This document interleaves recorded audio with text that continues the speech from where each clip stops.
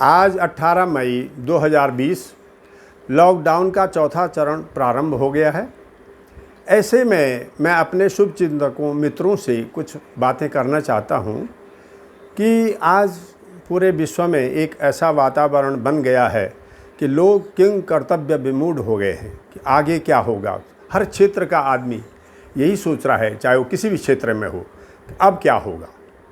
और उसके लिए हमारी सरकार, हमारे डॉक्टर सब ने यही बताया है कि आप ये सावधानियां रखें।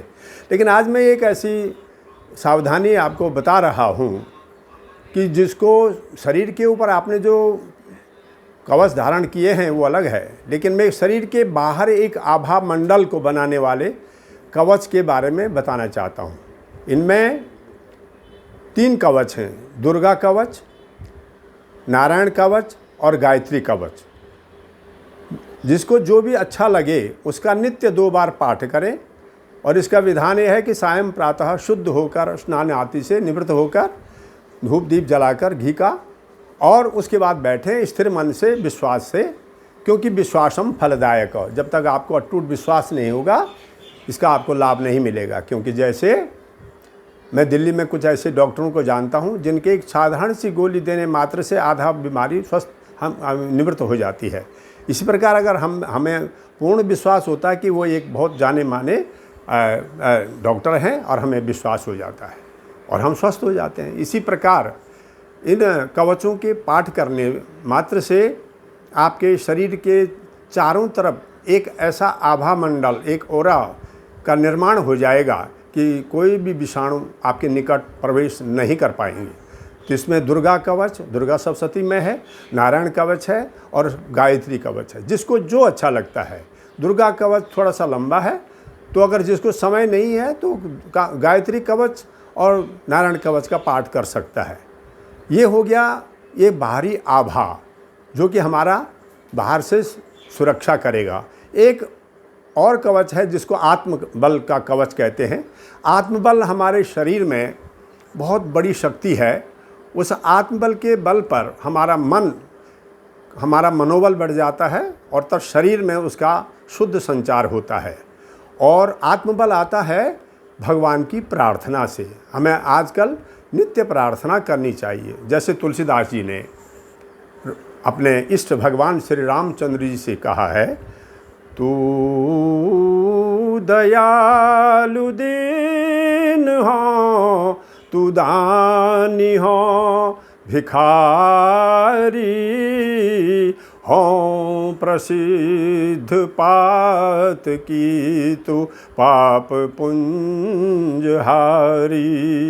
नाथ तू अनाथ को अनाथ को नमोसो, आरती हर है प्रभो आरत जन्मोसो। ब्रह्म तू है जीव हो, तू ठाकुर में चेरो, तात मात गुरु सखा, तू सब विधि तू मेरो।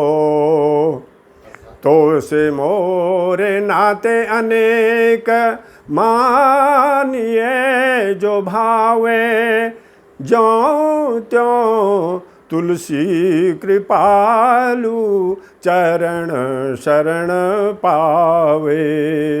जो भजे हरि को सदा सोई परम सुख पाएगा, सोई परम सुख पाएगा। जो भजे हरि को सदा, जो भजे हरि को सदा, सोई परम सुख पाएगा, सोई परम सुख पाएगा।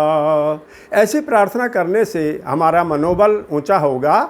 और जब मनुष्य का मनोबल ऊंचा होता है, आत्मबल होता है, ऊंचा हो जाता है, तो रोग क्या, शत्रु क्या, कोई भी उसको स्पर्श नहीं कर सकता है। वो अपने आप को अजर अमर आत्मा मानता है और शरीर स्वस्थ हो जाता है। ऐसे आने वाले समय में ये कलयुग है। कलयुग में अनेकों ऐसे दुष्ट होंगे जो कि मनुष्य को कष्ट पहुंचाएंगे। अभी तो ये विषाणु हवा में और पानी में नहीं है, एक दिन ऐसा भी आ सकता है। तो क्योंकि 3 प्रकार के मनुष्य सदा होते हैं। एक जो है दानव, मानव और देव। दानव जो है दमन करता है, केवल अपने लिए जीना चाहता है, और मनुष्य दान करता है, और देवता दया करते हैं। तो ये तो सदा रहेगी। इसलिए भारत को हम स्वस्थ करने के लिए हमें ये प्रार्थना करनी है, दुर्जनः सज्जनो भूयात्, सज्जनः शांतिमाप्नुयात्, शांतो मुच्चेत बंधव्यो मुक्तच्चान विमोचेत। तभी हम विश्व का कल्याण में आगे बढ़ सकते हैं।